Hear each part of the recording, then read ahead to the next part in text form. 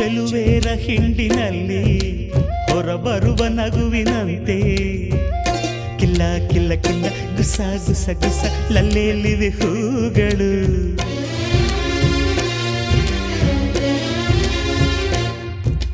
ಮುಂಜಾನೆ ನೀರಿನಲ್ಲಿ ಮುಳುಗೆದ್ದ ಹೆಣ್ಣ ಮೈಲಿ ನಿಂತ ನೀರಿನಂತೆ ಜಾರಮುತ್ತಿನಂತೆ ನೆಂದಾಡಿವೆ ಕಣ್ಗಳು.